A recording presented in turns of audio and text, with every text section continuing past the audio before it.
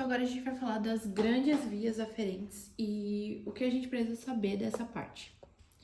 Para começar, a gente vai usar o capítulo 29 do Machado e aqui ele já começa com as generalidades.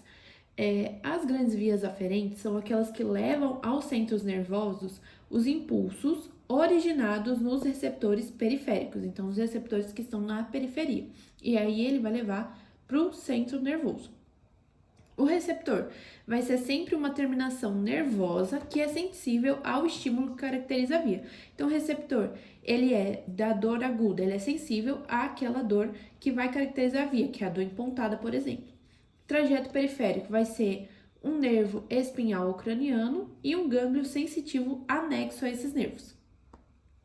Trajeto central, ele é pelo sistema nervoso central e as fibras que constituem as vias aferentes vão se agrupar em feixe. Área de projeção cortical. O que acontece? Quando você fala de consciente, de sensibilidade consciente, você está falando que ela vai acabar no córtex. Então, está no córtex cerebral, ela termina lá. Quando você fala sobre inconsciente, a propriocepção inconsciente, você vai querer dizer que ela termina no córtex cerebelar. Então, ela vai para o córtex cerebelar e aí vai seguir porque ela traz questão de tônus muscular, equilíbrio. Então, quando a via termina no córtex cerebelar, o impulso não determina qualquer manifestação sensorial, porque ele vai ser utilizado pelo cerebelo para realizar sua função de integração motora, e é via inconsciente. Então, quando falar em córtex cerebelar, falou em via inconsciente. Quando falar em córtex cerebral, só pode ser da via consciente. Então, vamos para a primeira que a gente precisa falar. A primeira via vai ser a via de dor e temperatura, dor aguda e temperatura. Essa dor aguda e temperatura, ela vai ser da via neoespinotalâmica. A gente tem a via neoespinotalâmica, a via de dor aguda, e a via paleoespinotalâmica, que é a via de dor crônica. Nessa primeira parte, a gente vai falar da dor aguda. Então, vamos começar pelo livro. A via clássica da dor e temperatura é a via neoespinotalâmica, que é constituída pelo trato espinotalâmico lateral, que envolve 3 neurônios. Então, quais são os 3 neurônios da via neoespinotalâmica? O primeiro neurônio é o gânglio espinhal dorsal. Ele tem um prolongamento central que vai entrar na medula e termina no corno posterior. Então, o primeiro neurônio ele finaliza no corno posterior porque ele vai fazer sinapse com o segundo neurônio. Esse segundo neurônio, ele já está em outra região. O segundo neurônio, ele cruza o plano mediano pela comissura branca. Então, o segundo neurônio cruza o plano mediano pela comissura branca no lado oposto e inflete cranialmente para constituir o trato espinotalâmico lateral. E aí vai se unir com o espinotalâmico anterior e constituir um leminisco espinhal. Mas o que é importante daqui que a gente leu? Que ele cruza o plano mediano pela comissura branca. Então, se ele cruza o plano mediano na comissura branca, pela comissura branca, ele está cruzando no corno posterior. Então, ele está cruzando na região de medula. Então, o que isso significa? Significa que se você for falar de uma lesão que aconteceu na medula, ele já vai ter cruzado.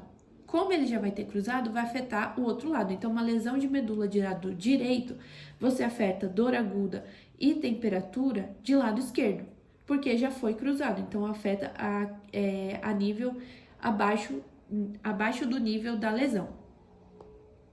E o terceiro neurônio, ele está no tálamo, no núcleo ventral posterolateral, que é o VPL, que ele traz do corpo, que ele traz sensibilidade geral do corpo, então cabeça, umbigo, pé, então é sensibilidade geral do corpo.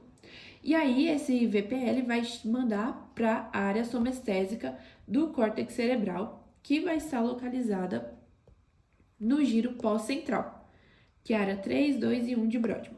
Então, ele vai mandar para o córtex cerebral, depois de já ter cruzado. Então, onde ele cruza? Ele cruza no plano mediano, na comissura branca, na medula. Então, tem que gravar onde cada um cruza. Então, dor aguda, cruza na medula. Então, vamos ver aqui como é que ela... Primeiro neurônio, gânglio dorsal. Segundo neurônio, corno posterior. E aqui ele cruza. Aqui ele já cruza. E o terceiro neurônio, no tálamo lateral. Então, como a gente pode ver, ó, ele vem aqui e cruza aqui. Então, se você tem uma lesão, então você teve uma lesão de lado direito, aqui na medula, então você vai ter uma lesão assim no nível do bulbo, por exemplo. Uma lesão acima do nível do bulbo direito. Não vai afetar o lado direito, vai afetar o quê? O lado esquerdo, porque ele já vai ter cruzado. Então, uma lesão acima do cruzamento, você tem perda do lado contrário. Lesão esquerda, perda de sensibilidade direito. Então, essa é a via de dor rápida. A dor lenta é a via paleoespinotalâmica. A via paleoespinotalâmica, vamos voltar aqui, ela é a mais antiga. É uma cadeia de neurônio em número maior que a anel. O primeiro neurônio, ele está em gânglio espinhal. O axônio penetra a medula, do mesmo jeito que a via de dor aguda. O segundo neurônio está no corno posterior e o axônio vai para o funículo lateral de mesmo lado e do lado oposto, ou seja, ele cruza bilateralmente. Sobe na medula, junto ao trato espinotalâmico lateral e termina fazendo sinapse com o terceiro neurônio, nos níveis de formação reticular. O terceiro neurônio está na formação reticular e vai dar origem à fibra retículo-talâmica, que vai terminar no núcleo do grupo medial do tálamo, no quarto neurônio. E aí, essa sensação de dor só vai se tornar consciente no nível talâmico, quando ela atinge nível talâmico. Então, essa via de dor crônica, ela cruza e vai fazer comunicação. Então, o primeiro neurônio está no gânglio dorsal, segundo no corno posterior, aqui é onde ele cruza e tem a formação reticular no terceiro neurônio, e depois ele adentra o tálamo. Então, essa é de dor crônica. Não tem muita coisa para falar sobre ela, porque ela é muito parecida com a de dor aguda. Só muda que o terceiro neurônio está na formação reticular e é basicamente isso. Então, essa é a via de dor crônica.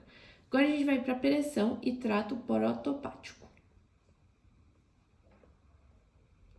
Via de pressão e trato protopático. Os receptores de pressão e tato são os corpúsculos de Meissner e o de Ruffin. E aí, o que acontece? Você tem 3 neurônios aqui também. O primeiro está no gânglio espinhal. Ele termina na coluna, no corno posterior, que é onde você já tem o segundo neurônio. No corno posterior é quando vai acontecer o cruzamento. Então, é no corno posterior que cruza. Então, vai ser no corno posterior que vai cruzar. Vai ter o cruzamento das fibras. Então, os axônios cruzam no plano mediano da comissura branca e vai atingir o funículo anterior de lado oposto. Então, vai atingir o funículo anterior de lado oposto. E aí, vai constituir o tato espinotalâmico anterior. Depois, ele segue para o tálamo. E aí, lá você tem o VPL no terceiro neurônio.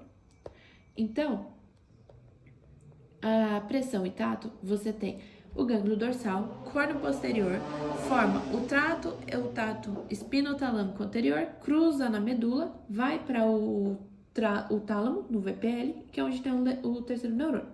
Então, o que acontece? Se você tem uma lesão acima dessa região aqui, então uma lesão de lado direito, por exemplo. Lesão de lado esquerdo, lesão de lado direito. O lado direito não atinge, porque ele já cruzou aqui. Já se você tem essa lesão de lado direito, o que vem do lado esquerdo já não consegue subir. Então, você já tem perda de pressão e trato protopático dessa região.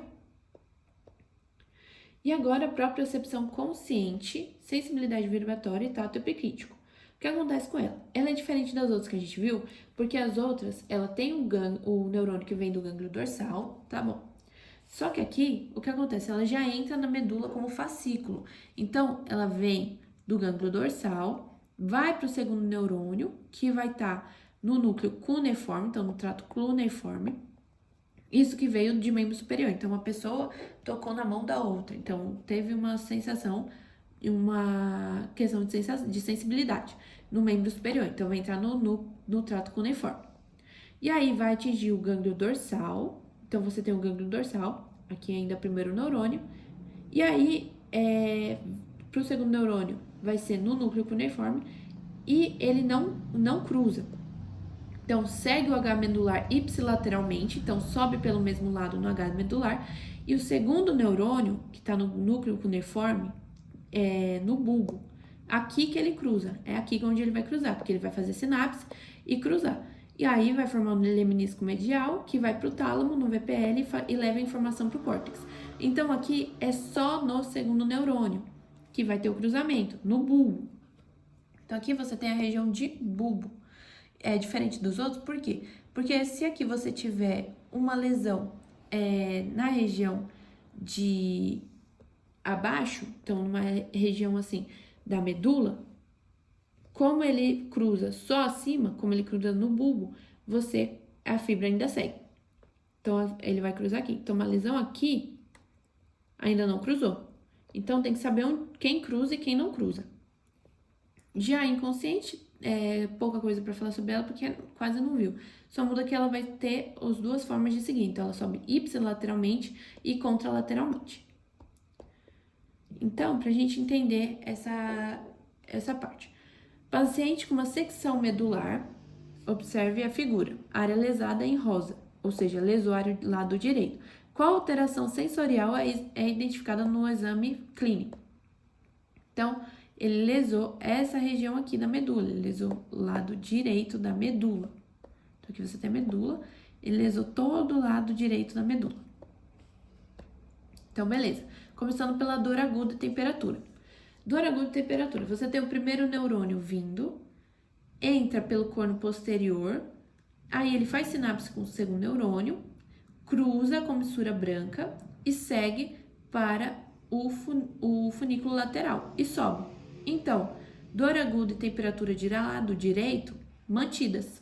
Dor aguda e temperatura de lado direito, mantidas. Já o lado esquerdo, o que acontece? Você tem a dor e temperatura, vem primeiro o neurônio, faz sinapse, corno posterior, cruza a comissura branca, funículo lateral, sobe e aí não consegue passar da medula. Porque a lesão foi na medula, então ele não passa. Então não leva a informação para o córtex de dor aguda e temperatura. Então a pessoa vai perder dor aguda e temperatura, porque não consegue chegar no córtex essa informação. Então lesão de medula de lado direito, perda de sensibilidade de dor e temperatura de lado esquerdo. Então perde aquilo que está abaixo do nível da lesão. Então se essa pessoa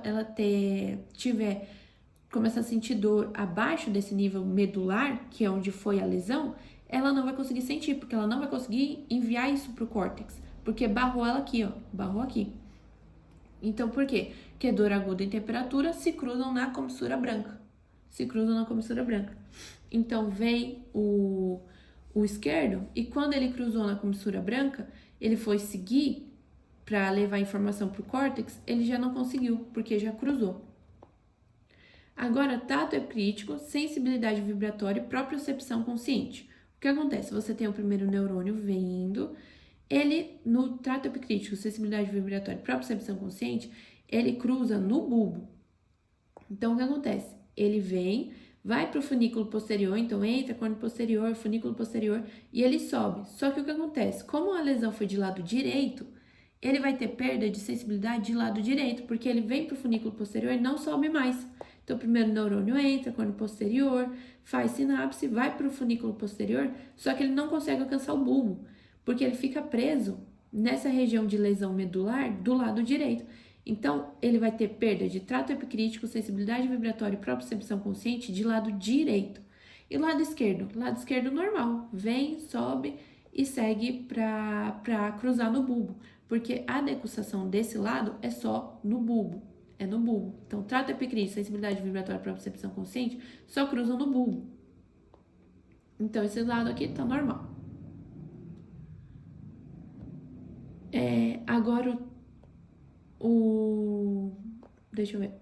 Trato epicrítico, esse daqui foi trato epicrítico, sensibilidade vibratória e propriocepção consciente. Agora, o trato protoprático e pressão.